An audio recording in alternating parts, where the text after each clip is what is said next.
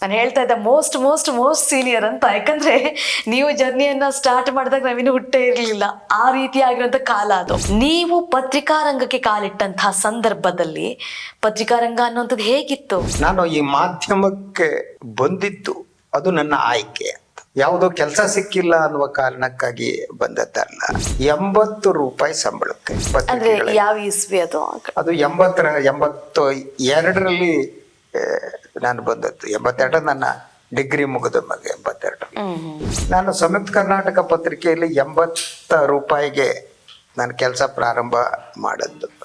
ಆಗಿನ ಪತ್ರಿಕೋದ್ಯಮ ಈಗಿನ ಪತ್ರಿಕೋದ್ಯಮದ ನಡುವೆ ತುಂಬಾ ವ್ಯತ್ಯಾಸ ಇದೆ.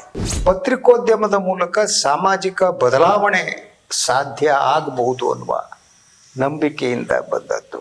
ಪ್ರಜಾಧ್ವನಿಯ ಎಲ್ಲ ವೀಕ್ಷಕರು ಕೂಡ ವಿಶೇಷ ಕಾರ್ಯಕ್ರಮಕ್ಕೆ ಆತ್ಮೀಯ ಸ್ವಾಗತ. ನಾನು ಮೀರಾ ಪ್ರಸಾದ್. ವೀಕ್ಷಕರೇ, ನಮ್ಮ ಈ ಜರ್ನಲಿಸಮ್ ಅನ್ನುವಂತಹ ಅಂದ್ರೆ ಪತ್ರಿಕೋದ್ಯಮ ಅನ್ನುವಂಥದ್ದು ಸಾಕಷ್ಟು ಬೆಳೆದು ನಿಂತಿದೆ. ಆದರೆ ಪ್ರಾರಂಭಿಕ ಹಂತದಲ್ಲಿ ಯಾವ ರೀತಿಯಾಗಿತ್ತು, ಏನು ಎತ್ತ ಅನ್ನುವಂಥ ವಿಚಾರಗಳನ್ನ ಸಾಕಷ್ಟು ನಾವು ತಿಳ್ಕೊಳ್ಬೇಕಾಗತ್ತೆ. ಅದೇ ರೀತಿಯಾಗಿ ನಮ್ಮ ಜೊತೆ ಇವತ್ತು ವಿಶೇಷವಾಗಿರುವಂಥ ಅತಿಥಿ ಇದ್ದಾರೆ. ಇವರು ತುಂಬಾನೇ ನಮಗೆ ಮೋಸ್ಟ್ ಸೀನಿಯರ್ ಅಂತ ಹೇಳ್ಬೋದು. ನಾವಿವಾಗ ಮೈಸೂರಲ್ಲಿದ್ದೀವಿ, ಅವ್ರ ಜೊತೆ ಮಾತಾಡೋದಕ್ಕೆ ಅವ್ರ ಮನೆಗೆ ಬಂದಿದ್ದೀವಿ. ಸೊ ಯಾರಪ್ಪ ಅಂತಂದ್ರೆ ಶಶಿಧರ್ ಭಟ್ ಸರ್ ನಮ್ಮ ಜೊತೆ ಇದ್ದಾರೆ. ಅವ್ರನ್ನ ಕಾರ್ಯಕ್ರಮಕ್ಕೆ ವೆಲ್ಕಮ್ ಮಾಡ್ತೀನಿ. ಸರ್ ನಮಸ್ಕಾರ, ಕಾರ್ಯಕ್ರಮಕ್ಕೆ ಆತ್ಮೀಯ ಸ್ವಾಗತ. ನಮಸ್ಕಾರ. ನಾನು ಹೇಳ್ತಾ ಇದ್ದೆ ಮೋಸ್ಟ್ ಸೀನಿಯರ್ ಅಂತ. ಯಾಕಂದ್ರೆ ನೀವು ಜರ್ನಿಯನ್ನ ಸ್ಟಾರ್ಟ್ ಮಾಡಿದಾಗ ನಾವಿನ್ನು ಹುಟ್ಟೇ ಇರಲಿಲ್ಲ. ಆ ರೀತಿಯಾಗಿರುವಂಥ ಕಾಲ ಅದು. ನನಗೆ ಮೊದಲನೆಯ ಪ್ರಶ್ನೆ ಇರುವಂಥದ್ದು ಅದೇ, ಆಮೇಲೆ ಬೇರೆ ಬೇರೆ ಕೇಳ್ತಾ ಹೋಗ್ತೀನಿ. ನೀವು ಪತ್ರಿಕಾ ರಂಗಕ್ಕೆ ಕಾಲಿಟ್ಟಂತಹ ಸಂದರ್ಭದಲ್ಲಿ ಪತ್ರಿಕಾ ರಂಗ ಅನ್ನುವಂಥದ್ದು ಹೇಗಿತ್ತು? ಒಂದು, ನಾನು ಈ ಮಾಧ್ಯಮಕ್ಕೆ ಬಂದಿದ್ದು ಅದು ನನ್ನ ಆಯ್ಕೆ ಅಂತ. ಯಾವುದೋ ಕೆಲಸ ಸಿಕ್ಕಿಲ್ಲ ಅನ್ನುವ ಕಾರಣಕ್ಕಾಗಿ ಬಂದದ್ದಲ್ಲ. ಪತ್ರಿಕೋದ್ಯಮದ ಮೂಲಕ ಸಾಮಾಜಿಕ ಬದಲಾವಣೆ ಸಾಧ್ಯ ಆಗಬಹುದು ಅನ್ನುವ ನಂಬಿಕೆಯಿಂದ ಬಂದದ್ದು. ಹಾಗೆಲ್ಲ ಹೇಗೆ ಅಂದರೆ ನನ್ನ ಕರಿಯರನ್ನು ನಾನು ಪ್ರಾರಂಭ ಮಾಡಿದ್ದು 80 ರೂಪಾಯಿ ಸಂಬಳಕ್ಕೆ. ಅಂದ್ರೆ ಯಾವ ಇಸ್ವಿ ಅದು?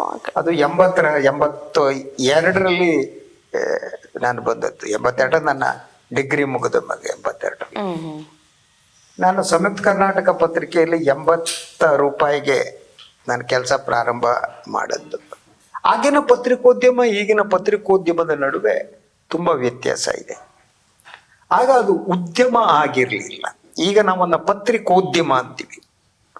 ಉದ್ಯಮ ಅಂದ ತಕ್ಷಣ ಅಲ್ಲಿ ಲಾಭ ನಷ್ಟದ ಪ್ರಶ್ನೆ ಬರುತ್ತೆ. ಸೊ ಲಾಭ ಬೇಕು ಅಂದಂತ ಸಂದರ್ಭದಲ್ಲಿ ಯಾವ ಮಾರ್ಗವನ್ನಾದರೂ ಕೂಡ ಹಿಡಿಬಹುದು ಅಂತ.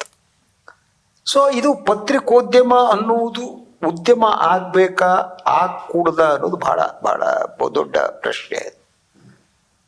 ಅಂದರೆ ಇವತ್ತು ಮಾಧ್ಯಮ, ನಾವು ಇದನ್ನ ಸಂವಿಧಾನದ ಇಷ್ಟನೇ ಅಂಗ ಅಷ್ಟನೇ ಅಂಗ ಅಂತೆಲ್ಲ ಮಾತಾಡ್ತೀವಿ. ಅದೆಲ್ಲ ಬುಲ್ಶಿಟ್ ಅನ್ನೋ ಲೆವೆಲ್ಗೆ ಬಂದಿದೆ. ಅಂದ್ರೆ ಬದುಕೇ ಒಂದು ವ್ಯಾಪಾರವಾದಂತ ಒಂದು ಕಾಲಘಟ್ಟ.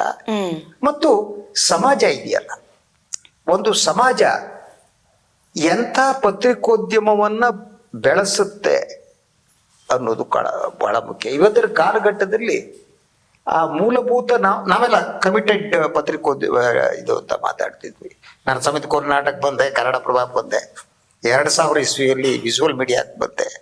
ಸೊ 90ಸ್ನಲ್ಲೇ ನಾನು ದೂರದರ್ಶನ, ಈ ಉಳಿದ ಚಾನಲ್ಗಳು ಬರುವುದಕ್ಕಿಂತ ಮೊದಲು ನಾನು ದೂರದರ್ಶನದ ಕರೆಂಟ್ ಅಫೇರ್ ಪ್ಯಾನಲಿಸ್ಟ್ ಆಗಿದೆ ಕೆಲಸ ಮಾಡ್ಬೇಕಾದ್ರೆ. ಅಲ್ಲೂ ಕೂಡ ಹಲವಾರು ಸಂದರ್ಶನಗಳನ್ನ ನಾನು ಮಾಡಿದೆ.